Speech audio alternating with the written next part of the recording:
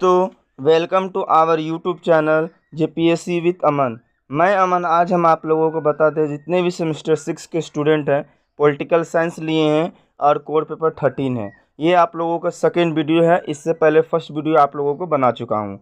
अगर जितने भी सारे सेमेस्टर 6 के नोट्स हैं, इनका पीडीएफ अगर आपको प्राप्त करना है, ठीक है, ओके, अगर आप लोगों को प्राप्त करना है तो आप टेलीग्राम चैनल से भी प्राप्त कर सकते हैं और व्हाट्सएप ग्रुप से भी प्राप्त कर सकते हैं। आपका सारा लिंक दिया गया है, वहाँ से आप लोग प्राप्त कर सकते हैं। और यह जो वीडियो है, यह 2021 से लेकर 24 वाले सेशन के लिए इम्पोर्टेंट है, ठीक है। इतना मैं बता दूं कि जितने भी सारे क्वेश्चन का नोट्स लेकर आ रहा हूँ, ये एकदम इजी वे में है। अगर आप लोग मेरे को पहले से फॉलो कर रहे हैं तो आप लोगों को पता होगा। इसलिए इस वीडियो का नोट्स आप और इस वीडियो को अच्छी तरह से देखेंगे। आज का इम्पोर्टेंट क्वेश्चन है, वो आप देख सकते हैं कि उत्तर व्यवहारवाद की विशेषताओं का वर्णन करना है, मतलब describe the characteristics of post behaviourism. तो आपको इस टाइप के क्वेश्चन का अगर आंसर लिखना है तो सबसे पहले आपको बता दें, इंट्रोडक्शन से स्टार्ट करना होगा, ठीक है। ध्यान दीजिएगा। चलिए सबसे पहले इंट्रोडक्शन देखते हैं। उत्तर व्यवहारवाद को अंग्रेजी में पोस्ट बिहेवियर कहते हैं, ठीक है। तो उत्तर व्यवहार को इंग्लिश लैंग्वेज में क्या कहते हैं? पोस्ट बिहेवियर कहते हैं। इसलिए आप लोग इसको अच्छा से याद कर लीजिएगा। कुछ कुछ पॉइंट डालेंगे ऐसा जो आपको याद करना पड़ेगा, ठीक है। चलिए आगे हम देखेंगे कि उत्तर व्यवहारवाद का जनक, जनक कहने का मतलब होता है फादर। इसका फादर किसको माना जाता है? तो डेविड ईस्टन को माना जाता है। ये बात आपको याद रखना है, ठीक है। उत्तर व्यवहारवाद की कमियों को दूर करने का प्रयास किया गया। जैसे देखिए, इससे पहले व्यवहारवाद आया था, ठीक है। तो व्यवहारवाद को जो इसके अंदर जो कमियां था उसको दूर करने के लिए उत्तर व्यवहारवाद लाया गया था, ठीक है। और यह व्यवहारवाद का सुधारवादी एवं अगला चरण है, ठीक है। जैसे आगे बढ़ता कुछ स्टेप, ठीक है, लाइफ में उसी तरह से है। इसलिए उत्तर व्यवहारवाद एक बौद्धिक प्रवृत्ति और सुधारगामी प्रक्रिया माना जाता है। और उत्तर व्यवहारवाद की घोषणा जो होता कब होता है? तो 1969 में डेविड ईस्टन ने ASPA के 65 में अधिवेशन में किया था। तो आपको याद रखना है। देखो, ये इंट्रोडक्शन दे रहा हूँ तो इंट्रोडक्शन में कुछ कुछ पॉइंट आपको याद रखना होगा। जिस तरह से देखिए, 1969 में इसका अधिवेशन हुआ था। कितना? 65वां अधिवेशन हुआ था। कब? ASPA, ये याद रखिएगा, है ना। कि इसका जनक कौन है ये याद रखना है। ये अगला चरण, कुछ कुछ पॉइंट आप लोगों को याद रखना होगा।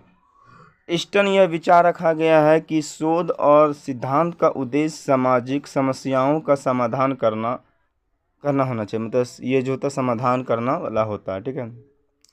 उत्तर व्यवहारवादियों का यह विश्वास था कि ज्ञान और सुधार परस्पर संबंधित होते हैं। ज्ञान और सुधार जो एक दूसरे से क्या होता है? परस्पर संबंधित होता है। तो इस प्रकार से हम इसका जो इंट्रोडक्शन था, परिचय दे दी। देखो, कुछ कुछ पॉइंट है तो तेलों को याद रखना होगा। तेलों को जैसे देख सकते हो, क्या याद रखना है? तो 65 अधिवेशन याद रख लोगे, 1969 याद रखोगे। इनका जो जनक है ये याद रखोगे, कौन है? डेविड ईस्टन है। और पोस्ट बिहेवियर इसको इंग्लिश लैंग्वेज में कहते हैं। तो ये इंट्रोडक्शन में कुछ पॉइंटें थे जो आपको याद रखने होंगे। तो ये सारे पॉइंट अगर याद हैं तो इंट्रोडक्शन लिखा जाएगा एग्जाम में। चलिए नेक्स्ट देखते हैं, उत्तर व्यवहारवाद होता क्या है। उत्तर व्यवहारवाद की यह आस्था है कि बुद्धिजीवियों का प्रमुख दायित्व एवं कार्य सभ्यता के मानवीय मूल्यों की रक्षा करता है।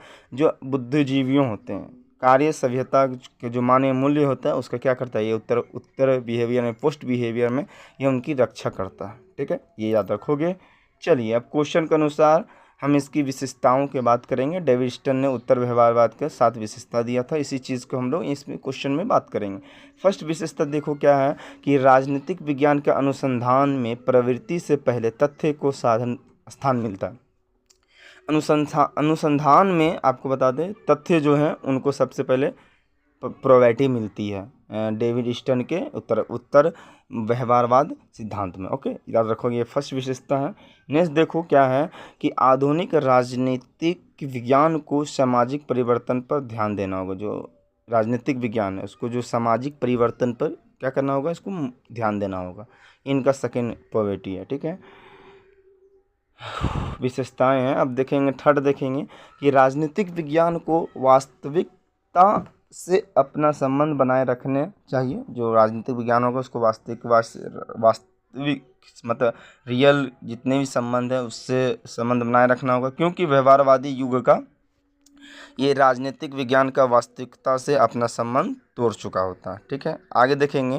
राजनीतिक विज्ञान का प्रयोग अगर उचित लक्ष्यों के लिए किया जाता है तो मूल्यों को महत्वपूर्ण स्थान देगा। अगर आप लक्ष्य को सही जगह रखोगे, महत्वपूर्ण स्थान पर रखोगे तो इसका मूल्य सही होता है। ओके, नेक्स्ट देखोगे क्या है कि उत्तर व्यवहारवादी राजनीतिक विज्ञान के छात्रों को यह बताना चाहते हैं कि बुद्धिजीवी होने के नाते उन्हें मानवीय मूल्यों की रक्षा करनी होगी और समाज में महत्वपूर्ण भूमिका निभाना होगा। तो ये समाज में उसकी महत्वपूर्ण भूमिका निभाना होता है। ठीक है, आगे देखो कि उत्तर व्यवहारवादी चिंतनशाली विद्वानों के बदले कार्य विज्ञान चाहते हैं। स्वयं स्टन ने कहा कि जनन का अर्थ होता है कार्य करने का दायित्व वहन करना, मतलब कार्य करने का आपको करना होगा, जनन का अर्थ होता है, स्टन ने कहा था। ठीक है, नेक्स्ट देखोगे क्या है कि यदि हम यह स्वीकार लें कि बुद्धिजीवियों को समाज में स्वीकारात्मक भूमिका अदा करनी है, ठीक है, तो जिससे उचित लक्ष्यों का निर्धारण हो सके,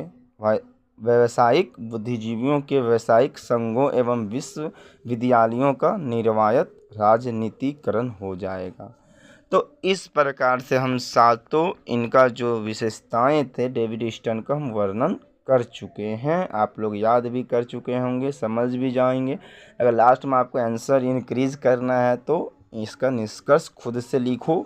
अगर अच्छा लगे हमें कमेंट को, देखो कमेंट करने के दो जगह जरिए, एक तो चैनल पे है, एक आपके पास टेलीग्राम पास ऑप्शन है। ठीक है, ग्रुप बना दिए, वहाँ पर बातचीत करते हैं सारे स्टूडेंट से। एक व्हाट्सअप भी बना दिए, जिसके पास टेलीग्राम नहीं है भाई व्हाट्सअप से जुड़ो, हमसे बात कर सकते हैं। ठीक है, फ्री PDF दे रहा हूँ।